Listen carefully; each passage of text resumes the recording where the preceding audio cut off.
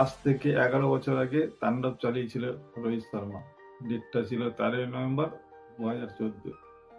চতুর্থ one day match শ্রীলঙ্কার সাথে। ভারত 403 রান করেছিল। রোহিত শর্মা একাই 264 রান করেছিলেন, 33টা 4 আর 9টা 6 মেরেছিলেন। এই রোহিত শর্মাই এখন ওয়ানডে টিমেই ব্রাত্য। 2027 বিশ্বকাপ তিনি খেলবেন কিনা কেউ জানে না।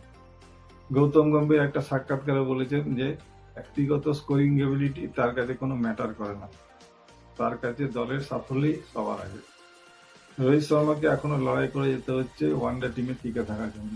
রোহিত শর্মা হারে হারে বুঝিয়ে দিয়েছেন তিনি লড়াই করে যাবেন।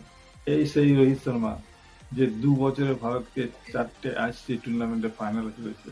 এই সেই রোহিত শর্মা যিনি 38 বছর বয়সেও এখনো ওয়ানডে ক্রিকেটের সেরা ব্যাটসম্যান, বিশ্বের 1 নম্বর ব্যাটসম্যান।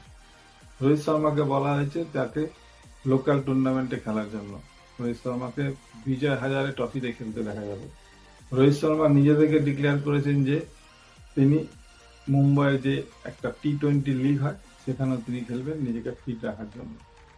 সম্প্রতি অস্ট্রেলিয়া গেছিল ভারত। অস্ট্রেলিয়ায় গিয়ে রোহিত শর্মা প্রথম ম্যাচে 8 রান করেছিলেন, দ্বিতীয় ম্যাচে 73 রান করেছিলেন আর তৃতীয় ম্যাচে একটা সুন্দর সেঞ্চুরি করেছিলেন 121 রানে।